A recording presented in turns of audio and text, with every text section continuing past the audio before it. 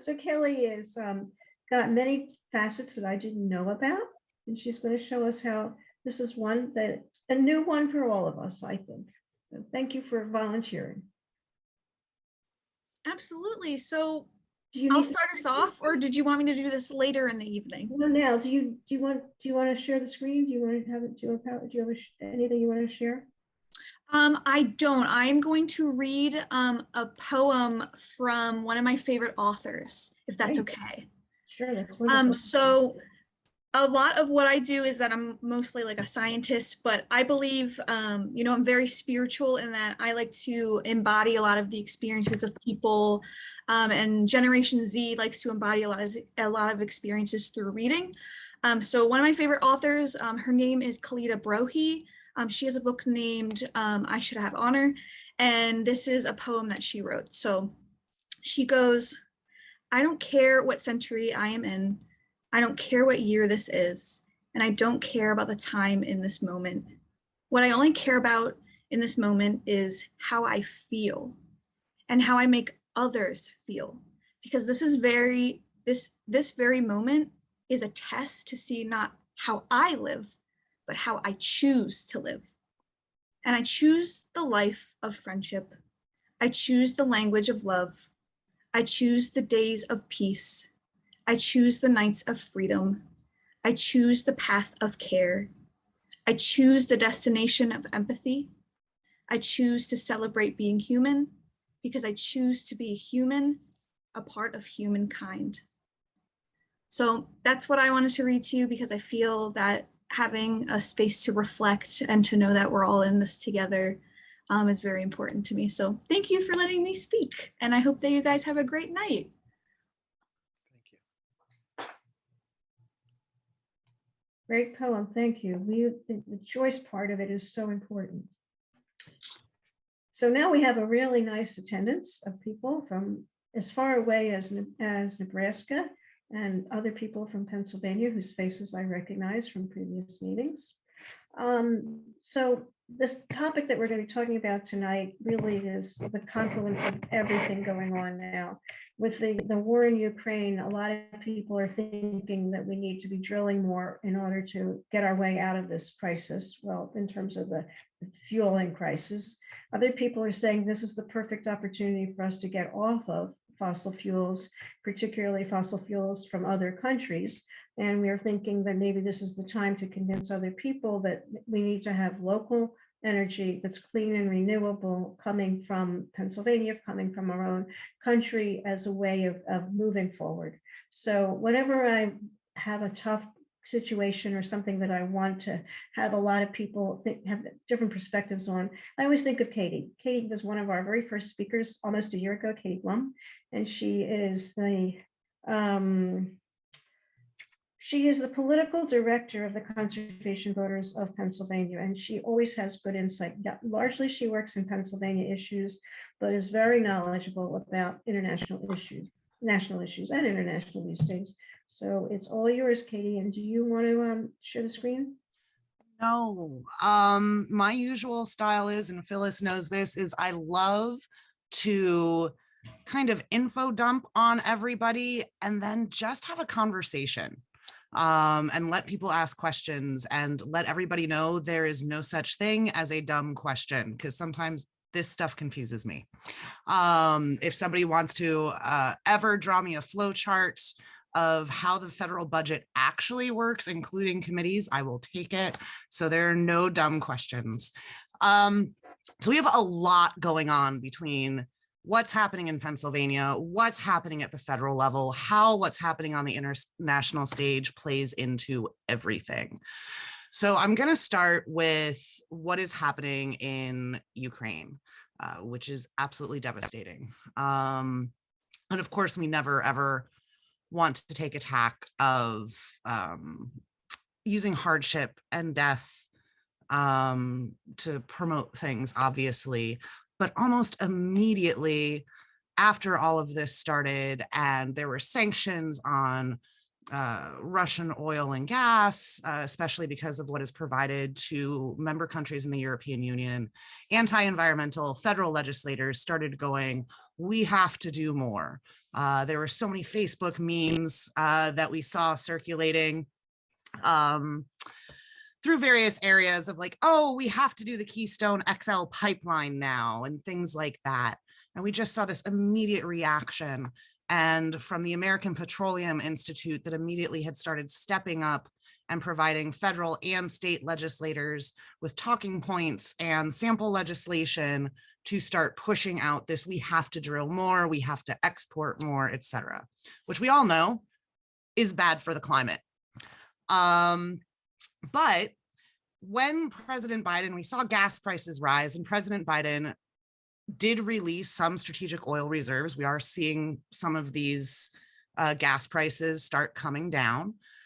He even said in his statement releasing these reserves that the only way things like this stop happening, like the gas market, the fossil fuel market is so volatile and so reliant on international politics, we have to be transitioning away from fossil fuels. And the president reiterated that and doubled down on that, even as he released strategic oil reserves.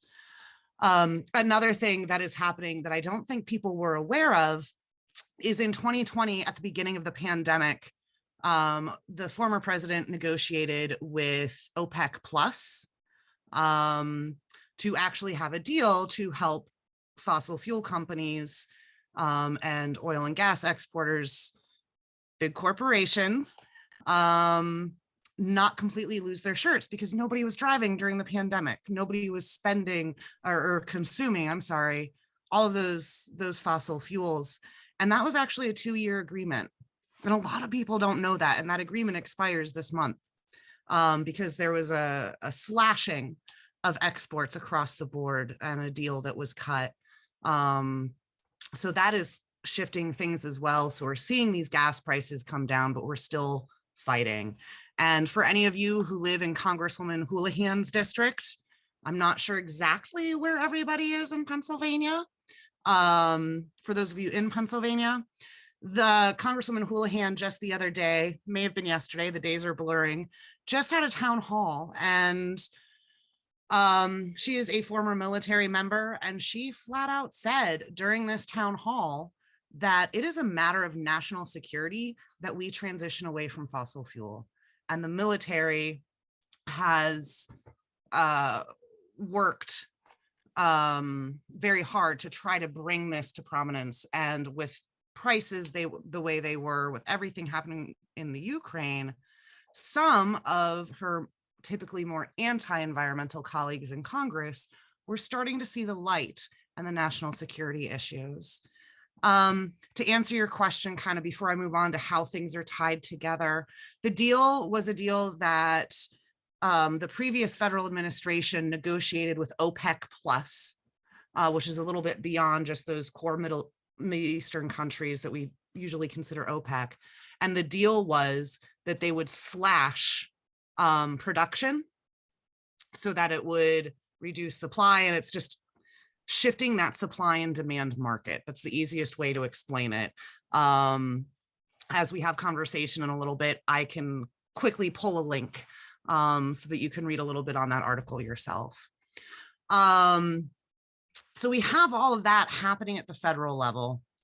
And then at the same time, the budget reconciliation process is going on. We know that the Infrastructure and Jobs Act has passed. We've been talking about the American Jobs Plan, then we called it the Build Back Better. But now it's getting put back into a budget reconciliation process. So we're going to see some interesting climate things from the administration and pro-environment folks in Congress over that. And there's investments in clean energy infrastructure.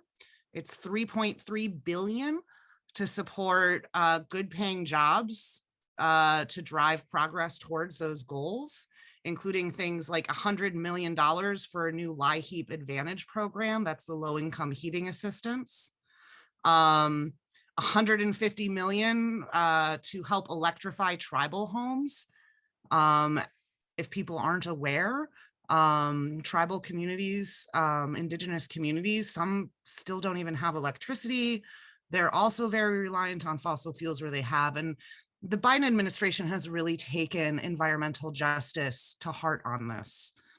There's also 18 billion for resilience and adaptation programs to help with flooding, storms, the nation's aquatic ecosystems, and also continuing investment in what we call the Justice 40 initiative.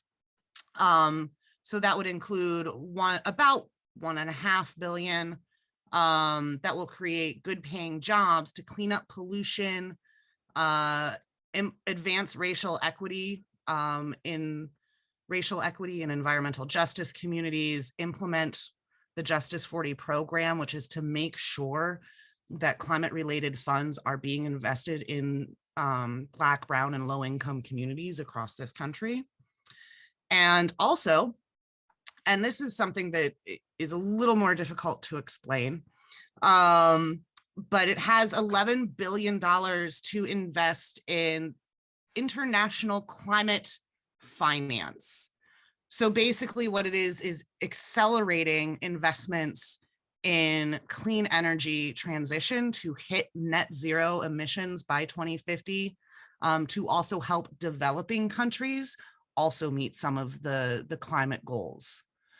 So that's a substantial investment there as well. So all of this is happening and it's going through the budget reconciliation process. We do know, obviously, the numbers in the federal legislature are close.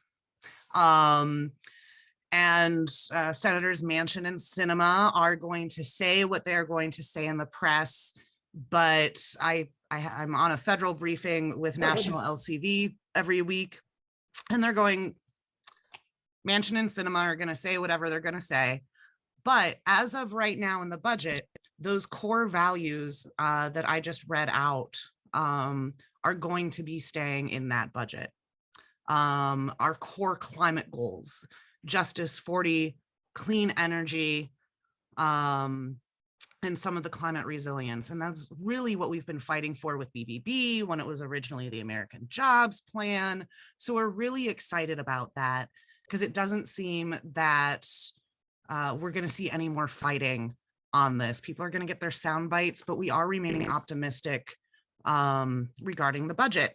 It's just not going to necessarily be that standalone build back better like the infrastructure jobs plan was.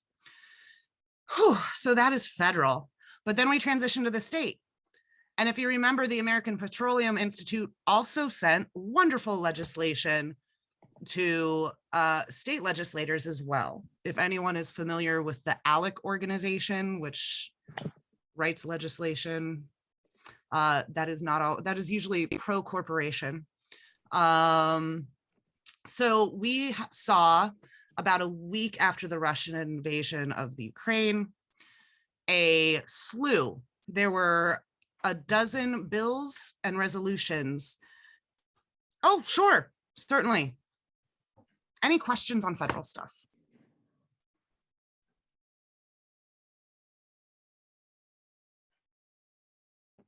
I have a question. I've heard that Manchin has his own version of the bill that he wants to pass, and the budget is going to have an awful lot of stuff for fossil fuels also. That is a risk. And the kinds of things that we're looking at for fossil fuels are some of the things that they have been looking at in terms of accessibility for export. We are looking at things for carbon capture. The environmental community is often split on carbon capture. And there's a couple different types out there. Some people, when they say carbon capture, they mean like, oh, we're going to plant trees because trees naturally capture carbon.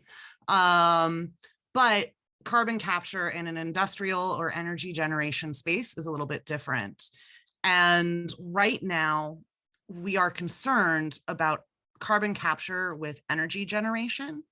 It is not really a proven technology. It is just starting to be tested in some other countries on a large scale.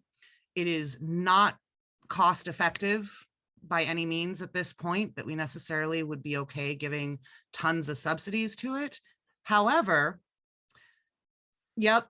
Like net zero oil. Hydrogen is another thing they're talking about. The administration's talking about hydrogen. I'll get to that in a sec, but carbon capture for industrial purposes, when you think of cement manufacturing facilities, that actually has proven to kind of work and reduce some of the emissions from some of those industrial purposes.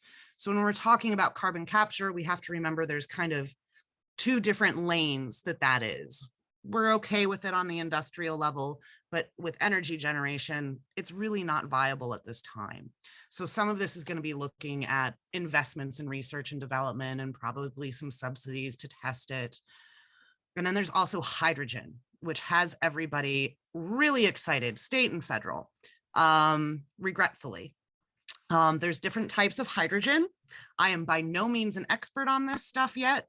There's what they call green, blue, gray, and I think black hydrogen. But what happens is it's when natural gas is processed through a facility, and this is natural gas typically, it creates various different emissions. One of those is hydrogen, which could then be turned into an alternative fuel source for something. But a lot of what we see happening in terms of these new technologies is, and again, net zero oil is an example. If you've ever heard the phrase, actually, we hope to be stopping that. I just saw the message from Arlene with more drilling on federal land. There are already approved permits on federal land that aren't being used. So we're hoping to prevent that because the Biden administration has signed on to basically what we're calling 30 by 30, protecting 30% of Americans' land and water by 2030. And that is being done through a series of bills and different initiatives and things like that. So we're hoping to not allow more drilling, and we're hoping to block some of that. But right now there's conversation around existing permits that have been approved that nobody's utilizing at this time. So Pat, I think you had your hand up first. I just heard yesterday that Biden was saying he is approving all gas and oil drilling, new gas, oil drilling on public lands. I got scared. I thought maybe he meant national parks. I was told by Penn Environment that no national parks aren't included in this, but all of the public lands that we do own, the US does own, would be open now. And that's terrifying. There's a lot of Bureau of Land Management land right now. And it has been cycled whether people are allowed to drill or not allowed to drill, but we do hope to be blocking that. But they are correct. It is not national parks. So we're hoping the 30/30 initiative can block, 30 by 30 initiative can block some of that. So. Good luck. Yeah, we're trying. That's not part of the budget process, though. That's a whole nother like EPA and Department of Interior thing. Yes, Mark. This is more of a political question. This is what you're talking about tonight in the federal level is in budget reconciliation. So that has more chance of getting through, or I don't know what the likelihood is, because I don't understand enough. I just know enough to watch how everything has been watered down, and we've not gotten close to what we've wanted previously with, so just like what's really likely to happen. I know you're optimistic and that's what you're supposed to be, but what's real? Well, what's real is we were able to get the Infrastructure and Jobs Act done through the prior budget process that happened in the winter, which was an extension of the fiscal year, et cetera, that we got done. What last time is running together still in this pandemic, November, October. So we got infrastructure done through budget reconciliation. It was like a separate bill, but it gets looped into the budget. This is what I mean. If somebody ever wants to give me a really good flow chart of exactly the committees and how it flows at the federal level, I'm way too focused on the state to like parse that out for you. Which is why we got the infrastructure done, that we are optimistic about climate initiatives in this budget reconciliation, which they are expecting to have done on time. And the political side of that is it's an election year. It's a big election year. And even people who aren't always our friends want to snag a couple more votes and say they voted for something. And I do believe that Senator Sinema is facing some difficulties in Arizona as well. And that is impacting some of this. So things are watered down and it's incredibly disappointing. This is still the most we've seen towards goals ever, which is also why when I put on my non-policy hat and put on my political hat, organize your friends and neighbors. Yes, Bill. Question, are you saying with this deal that was negotiated by the prior administration being ended in about a month, is that going to increase the exports from the OPEC countries? So Yep. we should see, gas prices Yep. coming down. So that's, Yep. That's encouraging. And how will that affect the supply in Europe? Since I guess they get a lot of their gas, fuel comes from Russia, but can this be diverted to Europe? That is more of a national security question, which I don't feel qualified to answer. Once we hit international, I start getting feeling a little out of my element. But considering, when we're talking about natural gas, Pennsylvania is the 13th largest natural gas exporter. We ship the majority of our natural gas that is drilled here overseas to places like Scotland to make plastics. So I think some of this is going to be left up to what the administration and foreign policy experts say. Will they say, can you direct it to Ukraine and other European Union countries, et cetera? So I think there's plenty of exports. I just saw an article about Pennsylvania, even through the pandemic, increasing their natural gas production and export. But we are a net exporter of natural gas here in state. So, and I guess the notion of allowing people to drill, companies to drill more, that probably takes years before that enters the supply. Yep. So it's kind of Yep. Ridiculous for an immediate crisis like we have now. Yeah, it takes at least 5 years to build a new well site. So that is not, when you see on social media people sharing memes or whatnot. I live with somebody who is not necessarily of my political affiliation, so I get to see all the things sometimes. And looking at this, I'm like, well, that's not going to help Ukraine. This isn't necessarily patriotism because it's going to take 5 years. We can, of course, cross our fingers. The devastation is over and done long before that, hopefully soon. But yeah, that's actually where some of the state stuff comes into play and some of the hypocrisy we're seeing here in Pennsylvania as well, which if nobody else has a federal question, I will transition to. Thank you. Yeah. I'd like to know what you mean by the hypocrisy. Okay. So like I said, there were a lot of bills introduced here in Pennsylvania. I want to make sure I frame this properly for you. Of these bills, they want to open up opened up like all state land for drilling. They clearly don't know what they're doing because DCNR has flat out come and Secretary Dunn has said 65% of the permits that are already open, this is much like the federal government, that are already open on public Pennsylvania lands aren't being drilled on. Companies don't want to have new well sites or anything there. Cindy Dunn has said that, the fossil fuel companies have said that, and yet this legislation gets increased. And then we see Representative Fritz in northeastern Pennsylvania introduce 2 bills regarding the Delaware River Basin Commission. And with that, one would allow for drilling and things like that in the Delaware River Basin, which we've already had court cases over and things like that. And then we see another bill where Representative Fritz wants to change the voting makeup of the commission. And that's Delaware, New Jersey, New York, the federal government, and Pennsylvania.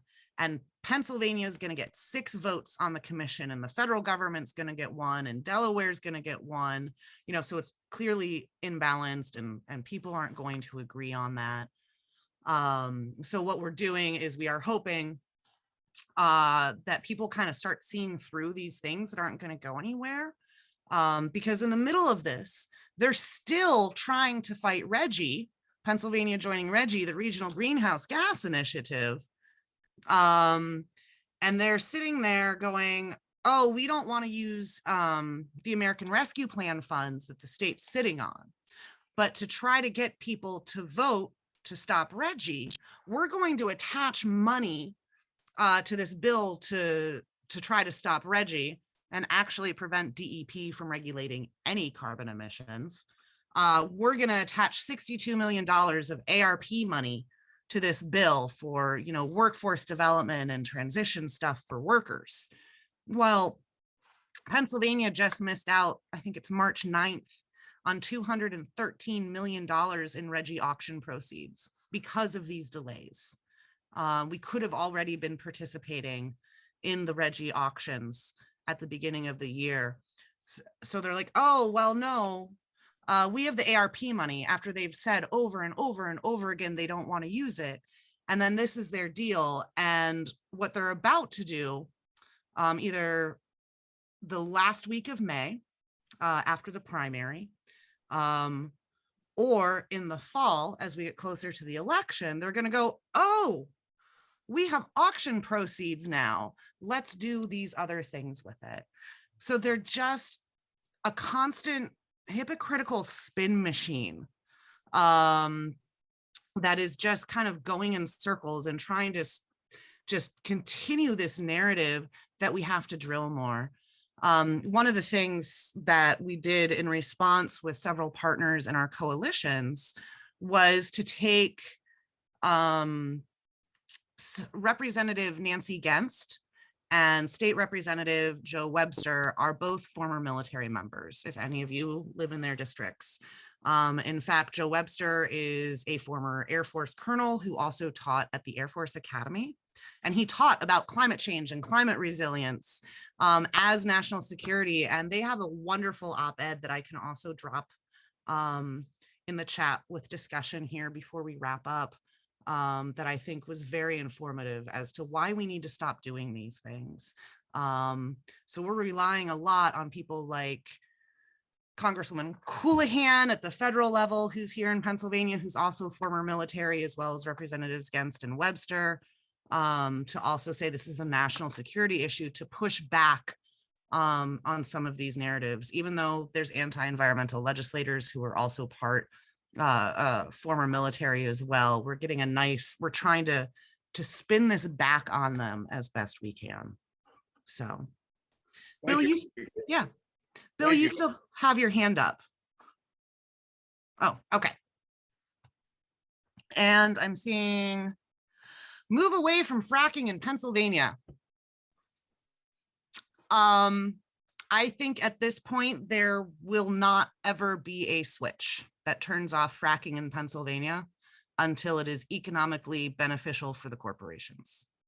In Pennsylvania, there are 8 of us who are full-time environmental lobbyists. The Marcellus Shale Coalition has a lobbyist for all 253 members of our General Assembly. That's how many people they employ. I think what we can do is reduce it. Things like showing how useless natural gas, like we don't want to be, it takes 5 years to build a new well, right? We don't want to do that. How do we move away from things that utilize fossil fuel? Like I said, we ship a lot of natural gas to Scotland to make plastics. I have actually an old friend who is now working for Plastic Free Europe.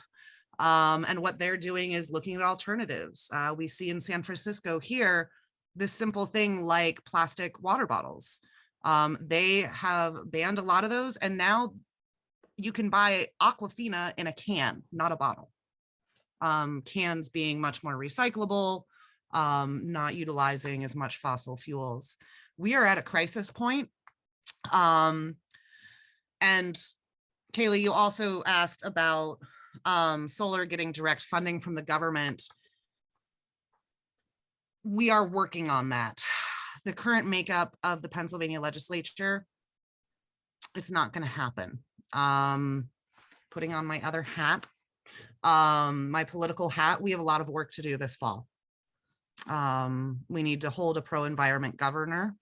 And I do believe that our endorsed candidate at Conservation Voters is going to be better than Governor Wolf on this issue.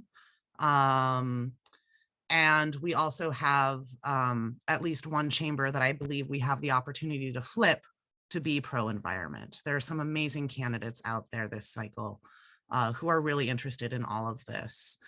And Kaylee, I have not looked at recent SCOTUS stuff. I'm going to be honest.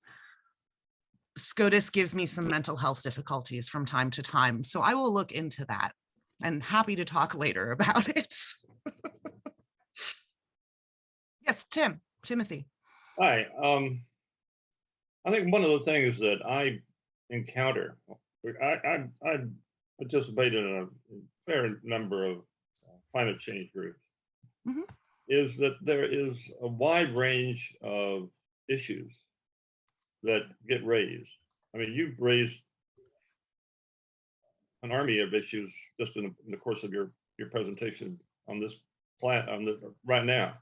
But you know, you add in CCL and Sierra Club and blah blah blah,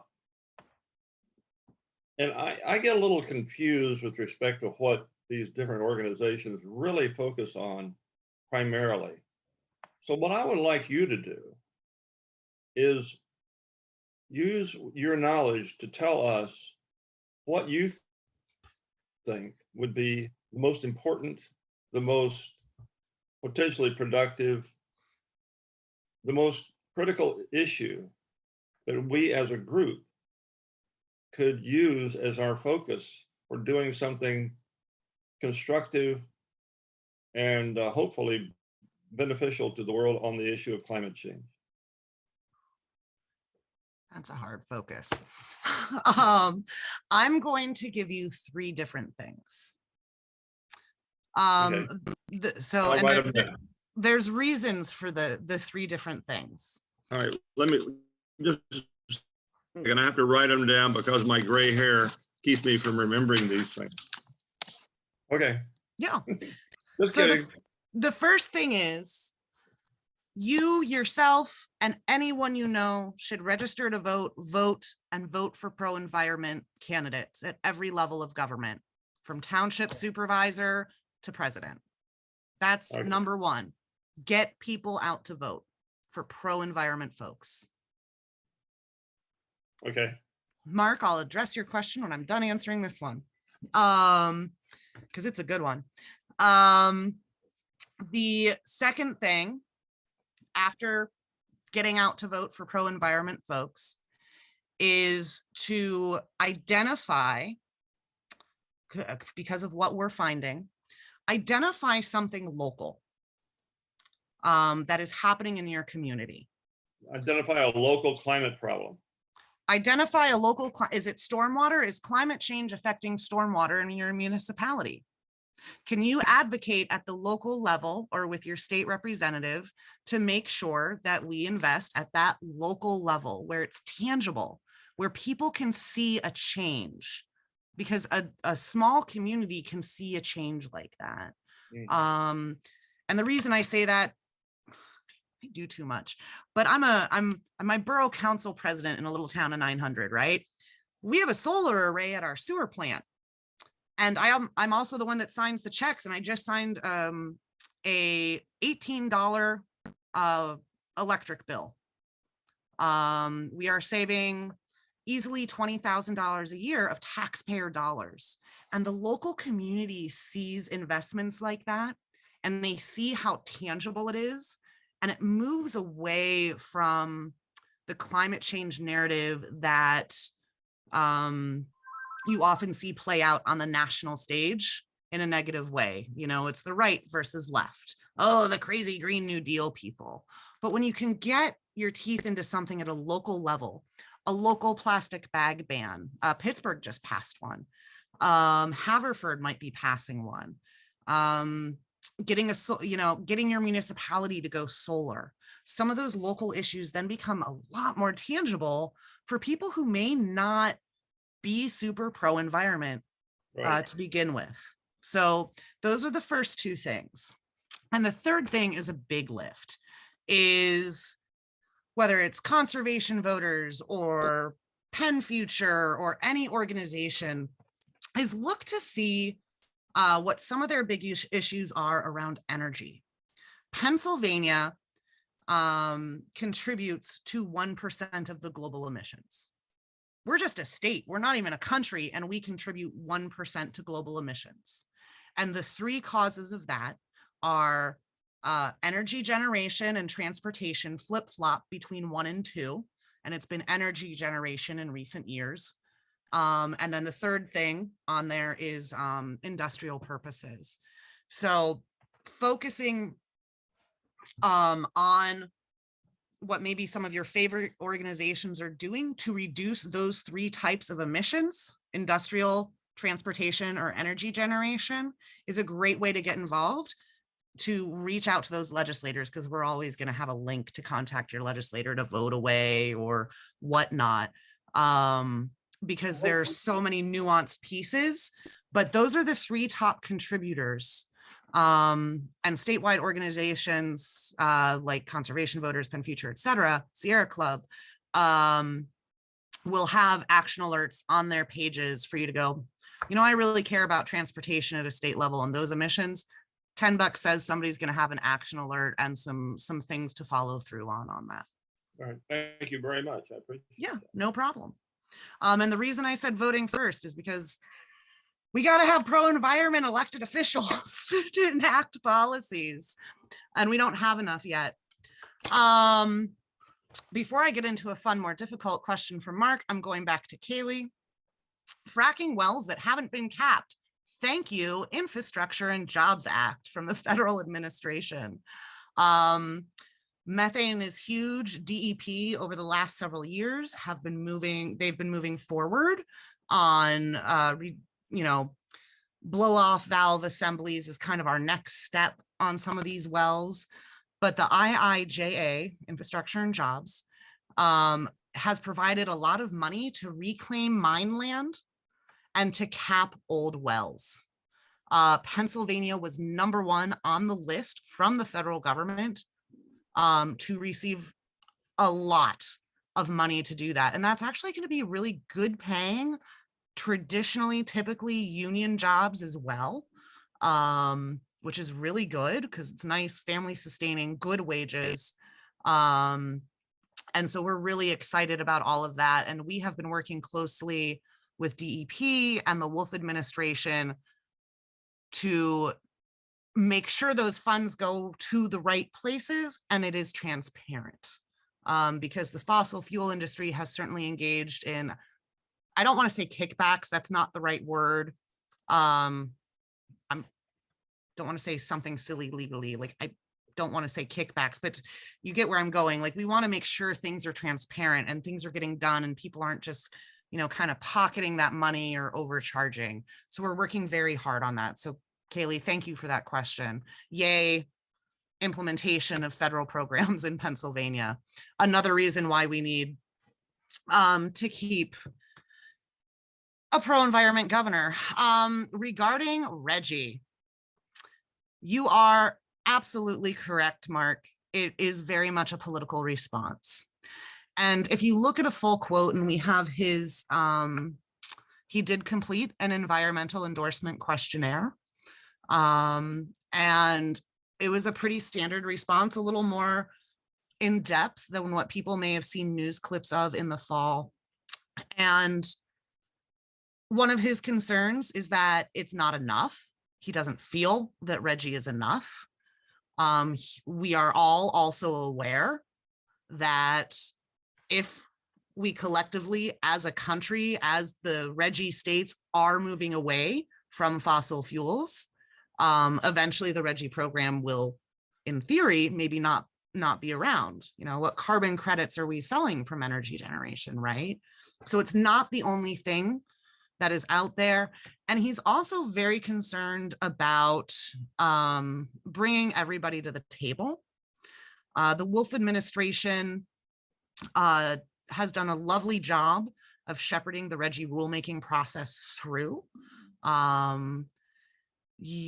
Friday start looking from some action alerts from all of us, because in theory, the Legislative Reference Bureau will publish the Reggie rule on Friday. And they have pulled their challenge from the Commonwealth Court. So we're excited about that. So you'll see some press about that on Friday. But again, and what Shapiro has heard from trades unions, it has been political. They're worried about their jobs. And the environmental community is also worried about their jobs. We're worried about making sure that workers are safe and healthy. But what didn't happen because of the nature of our legislature and what Wolf had to do to go through an executive order to do this is people weren't brought in. So, you know, it's not a group of 20 people from all kinds of different places sitting down, coming together saying, hey, I want to do this. What's the best way to do this, etc. Yes, Solar States is hiring. One of the things is most of them are not unionized. And that is something we're working with laborers and electrical workers on doing. Labor agreements can be a little confusing. There's project labor agreements.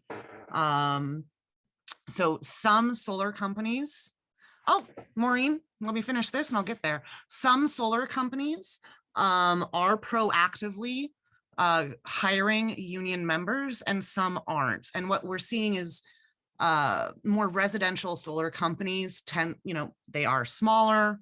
They have very wonderful experienced people, but they're not necessarily unionized. Reggie, and I'll say it again, the Regional Greenhouse Gas Initiative. It is essentially a cap and trade program. It is an auction.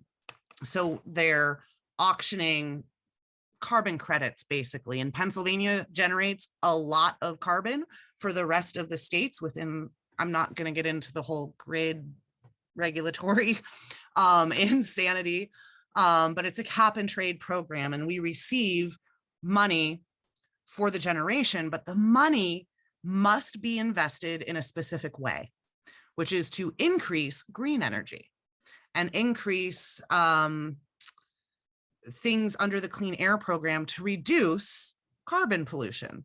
So that's how it works as sort of a cap and trade program.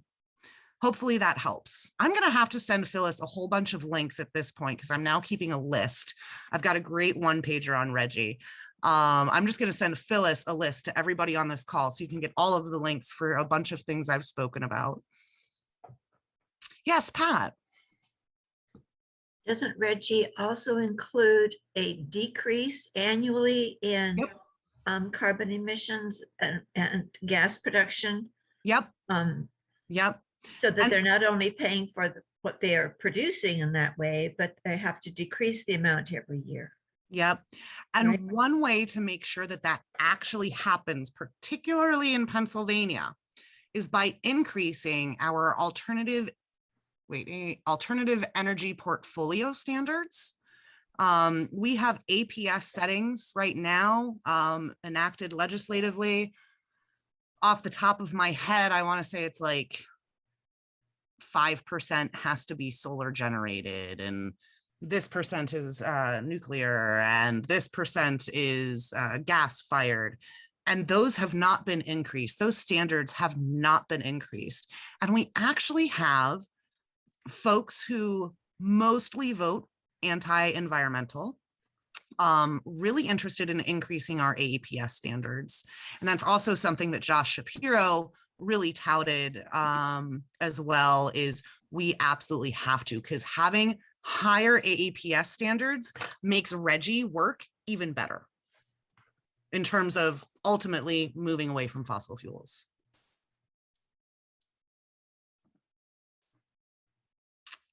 Anything else? Any other questions, discussion?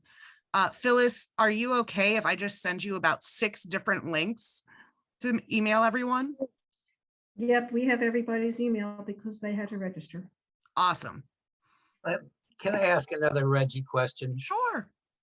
So I don't understand all parties not being invited to the table. I know Shapiro has gotten as far as he has because he has that skill to bring diverse parties to the table and work across the aisle and all of that kind of good stuff. And I look forward to that. But with RGGI, I mean, isn't anything environment related? Wasn't it just toxic? There was more public discourse on that. I can't believe that Wolf just said, hey, I'm not going to invite you guys to talk about this. My impression would be that there was not much interest in developing anything around RGGI. So he did what he could by using executive action. Yes.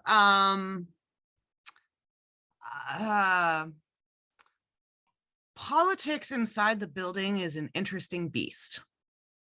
Not the kind of the electoral politics that we sometimes think about, but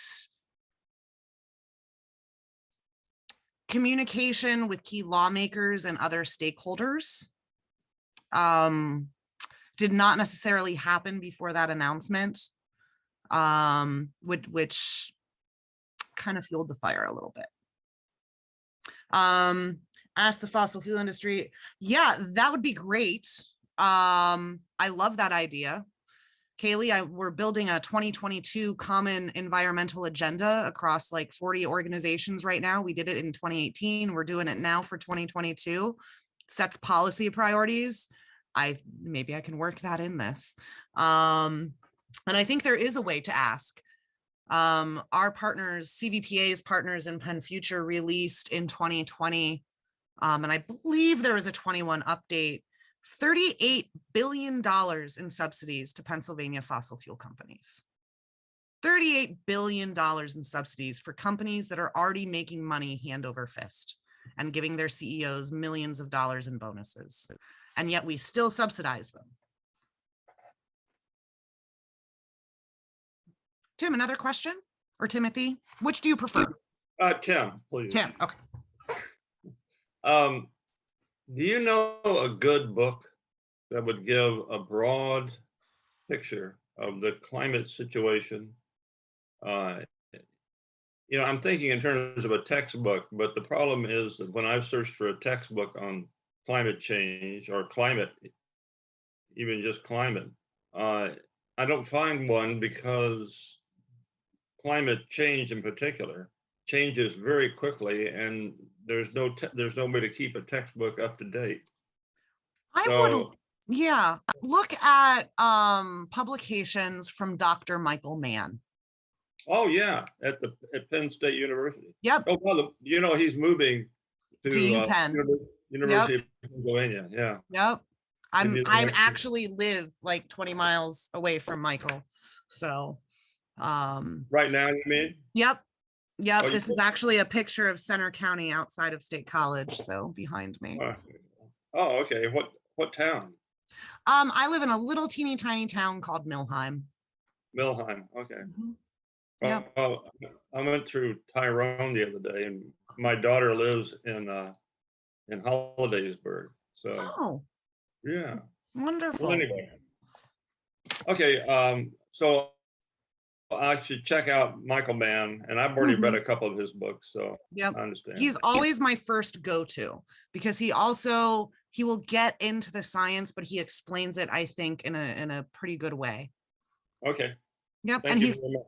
Yeah, and he's going to UPenn because he really wants to focus. He's going to do a lot of work with the Annenberg School and talking about communication and the communication of climate change and climate science, Okay. which Well, is I pretty know cool. that he's the guy who created the concept of the hockey stick. Yep. Mhm. Yep. I remember learning about that when I was walking my daughter's dog one day. Mm-hmm. So we don't have a lot more time left, and I want to make sure Katie and I are always on the same page at the end of this. We always love to talk about action items. So you talked about making sure that we vote and we get other people to vote, and that this weekend you're going to be putting out some action alerts. Mm-hmm. So we're going to make sure that everybody, and tell everybody what an action alert does. So I sign a petition or I make a phone call or anything. What kind of impact does that have? Oh my goodness, does it have an impact? When people are like, you get an email from an organization that says, contact your legislator, and you just click and follow through and it sends a thing. It's pretty easy. And hopefully, I forgot to turn a light on before we started this, so I hope I'm not too much of a floating head here, melding in with my background. But what happens is legislators actually, when you make a phone call or an email, snail mail, whatever, into a legislator's office, state legislators record when their constituents contact them. I can't begin to tell you how many legislators I've talked to that have said, wow, for as many calls as I got on the opposite side, people who support your issue also called me. So I'm going to vote a certain way. And that has been really important. We have one state legislator in southeastern Pennsylvania who we thought was going to be against us. We're like, we know we need to target this person and help educate this legislator. Obviously there's that inside game of what I do, lobbying legislators directly, talking on the phone with them, having meetings. But all of the folks who contacted that office made an impact.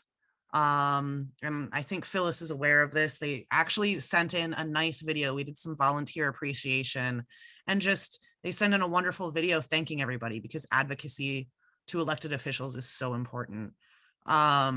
Because the voices need to be heard, because if legislators aren't hearing voices, even though they might think it's the right thing to do, but they're getting a lot of pressure from another side, but they aren't hearing the voices from what they think might be the right thing to do, the likelihood of them doing the right thing does go down. And they do actually tabulate the constituents who get in touch with them. That is a thing that they do. I won't say every legislator. There's a few bad apples out there, I think, but the vast majority of them do. And technically the caucuses do require them to, because it actually increases their constituent services budgets, et cetera. One thing, you're going to be asking people to sign petitions. Mm-hmm. And I would say amplify that petition by the exact same issue, picking up the phone and calling their office. And whether it's a state level or a federal level, that has double thing. And then if you send out that petition like a chain letter out to your friends, more of them will sign it. So those are very impactful things that don't take a lot of time. Yeah. I've been coordinating the letter writing to federal officials now in Pennsylvania for over a year. And we write on a different topic every month. And we've been now in this part of the year, we're concentrating on three things: getting the climate action passed within the national budget, getting the national wildlife refuge and habitat passed.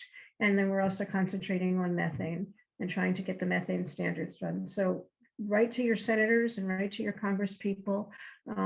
I always send out little briefs about what to write letters on, coordinate that. But I mean, the advocacy part that I just think it's important for us to come to these meetings. It's important for us to hear about issues, but then act on it.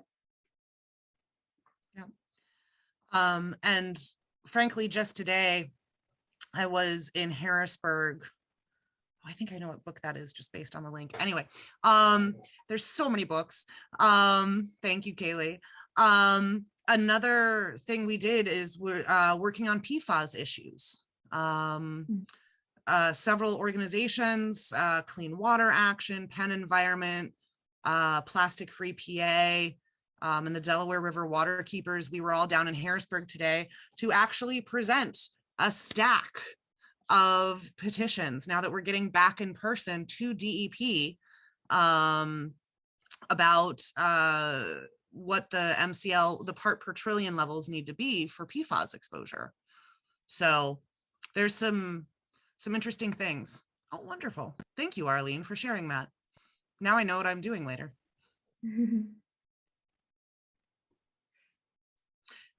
And folks are always welcome to email me as well. I never have a problem with Phyllis giving out my email. I might not reply immediately, just be warned.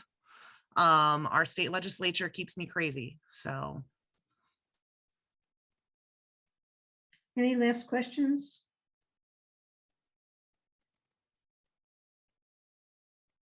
So our batting order of environmental conservation voters, Pennsylvania, came through once again with home runs, grand slams, from our choice poetry to hearing it like it is from Katie telling us the truth. And she says, when she says the politics is different inside the building, she's inside the building. And all we can be doing is hearing from her the things that we need to be aware of. And I think I'm informed, but I learned an awful lot from you tonight. So thank you. And we will be forwarding out the tape of this, as well as all the links that we're going to be getting and all the resources. And so stay connected to all of us. This is an important time in our lives, not only because it's election year, but there's lots going on. And some of you I know are very connected and already doing so many things. And thank you for your time and your efforts. And Thanks for having me.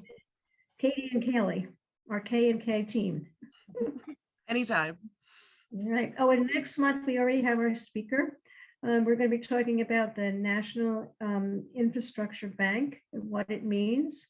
Some people have a clue what it means. It's a way to accelerate money for infrastructure projects by loaning out money in grants and things of this nature for people to do infrastructure and then to pay it back. And then you have more money because, of course, it's like a mortgage, you pay interest and that type of stuff. So this is a movement that has been going across the country, and we haven't spoken anything about it within this circle, and I thought it would be a good thing for us to be educated on that.